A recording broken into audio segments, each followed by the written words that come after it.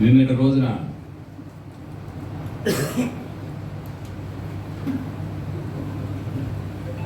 తిరుమల తిరుపతి దేవస్థానం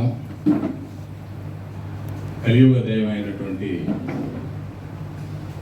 వెంకటేశ్వర స్వామి ప్రాముఖ్యత కలిగినటువంటి లడ్డూ ప్రసాదంపై కల్తీ విషయం జరిగింది అని సిట్ కానీ సిబిఐ నివేదికల్లో కానీ క్లియర్గా చెప్పడం జరిగింది.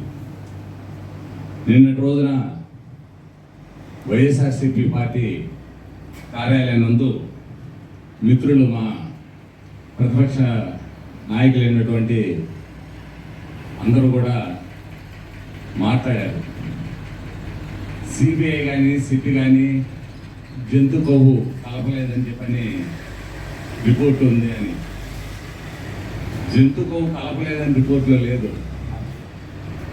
జంతు కొవ్వుని కనిపెట్టగలిగే ఆ 10% ఏ అయితే హార్డ్గా ఉన్న కెమికల్స్ ఉన్నాయో వాటిని విశ్లేషించడానికి సరైనటువంటి ల్యాబ్ సదుపాయం లేకపోవడం వల్ల గుర్తించలేని పరిస్థితి. ఆ రోజున ఎన్డీడీబీ ఇచ్చిన రిపోర్ట్లోనే ఫిష్ ఆయిల్ ఉందని,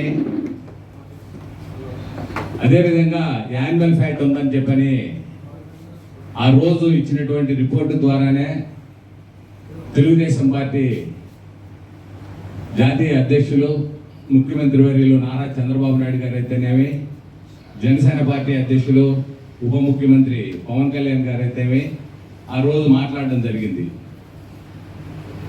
ఆ రోజు ఇచ్చినటువంటి ల్యాబ్ రిపోర్ట్ను బట్టే మాట్లాడడం జరిగింది, కానీ ఊహాగానాలతో మాట్లాడాల.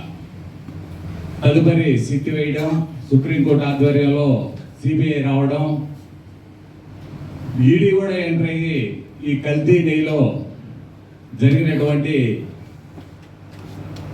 100 కోట్ల రూపాయలు కాదు 1000 కోట్ల రూపాయలు అవినీతి జరిగింది.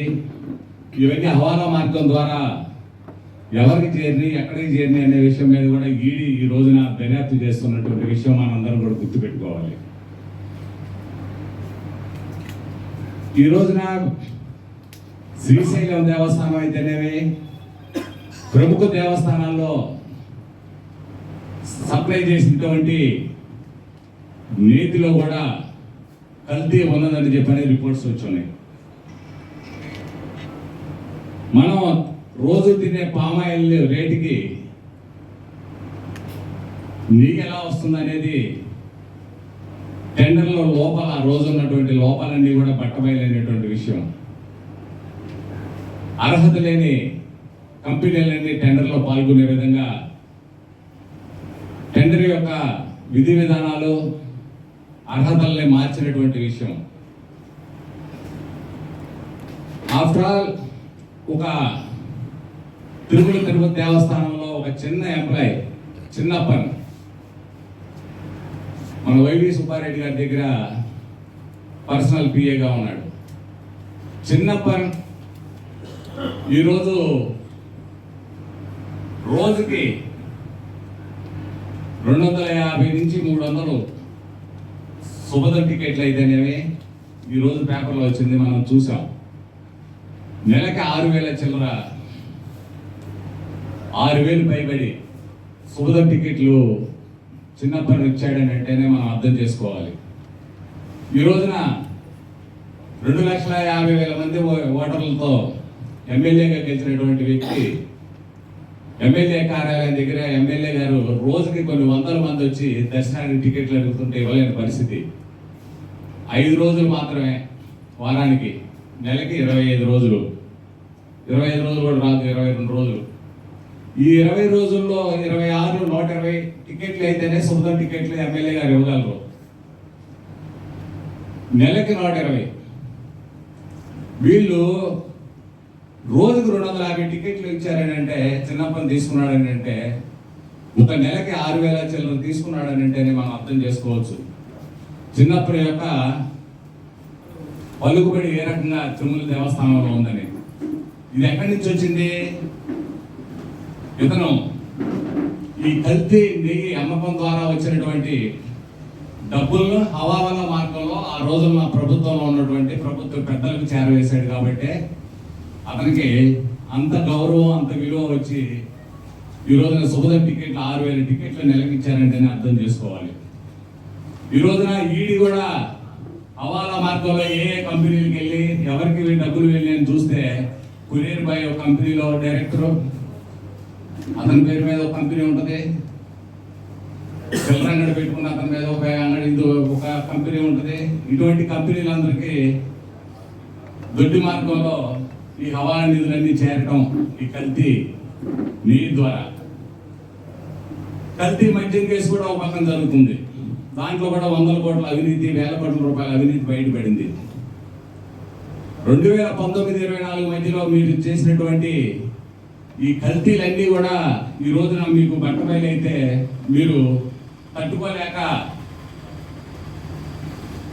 ఈ రోజున తిరిగి ఎవరైతే ఆరోపణలు చేశారో మీ మీద వారి క్షమాపణ చెప్పాలని అంటున్నారు. నిరూపణైనటువంటి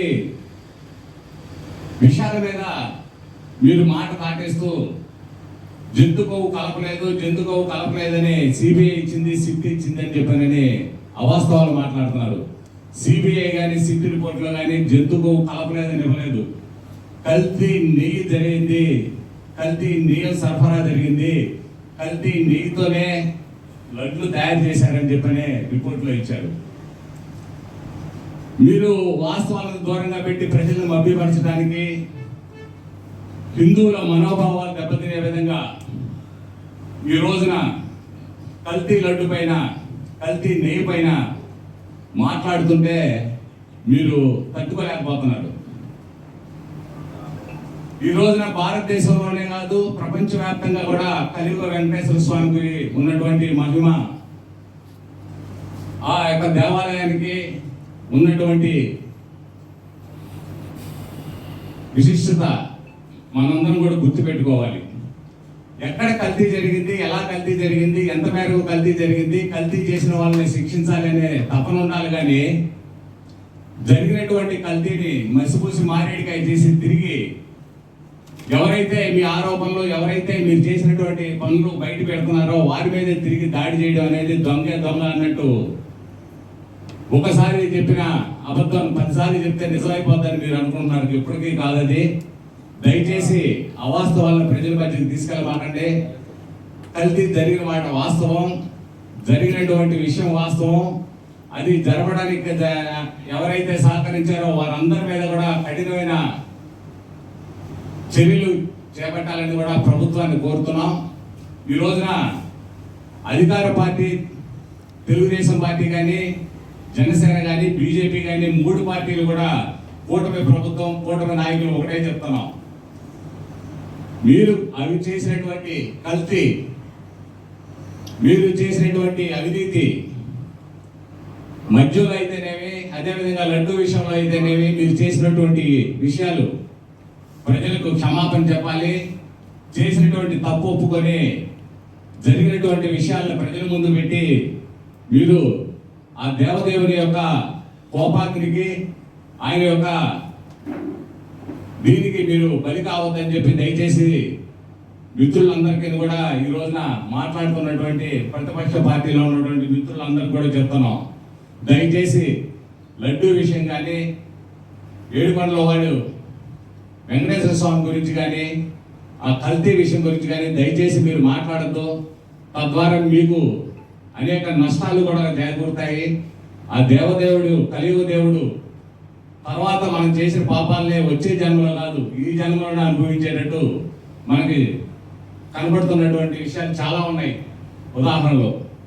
అందువల్ల దయచేసి తిరుమల తిరుపతి దేవస్థానం లడ్డు కల్తీ విషయంపై మరొకసారి మీరు దయచేసి ప్రెస్ మీట్లు పెట్టడం కానీ, అబద్ధాలు చెప్పేసి ప్రజల్ని మోసపూరితంగా వారిని తప్పుదోవ పట్టించే విధంగా మీరు చేస్తున్నటువంటి విషయం ఈ రోజున ప్రజలందరూ కూడా గుర్తించారు. కాబట్టి మాట్లాడద్దని ఈ పత్రికా సమావేశం ద్వారా వైఎస్ఆర్సీపీ నాయకులకి అందరికీ కూడా తెలియజేస్తున్నాం.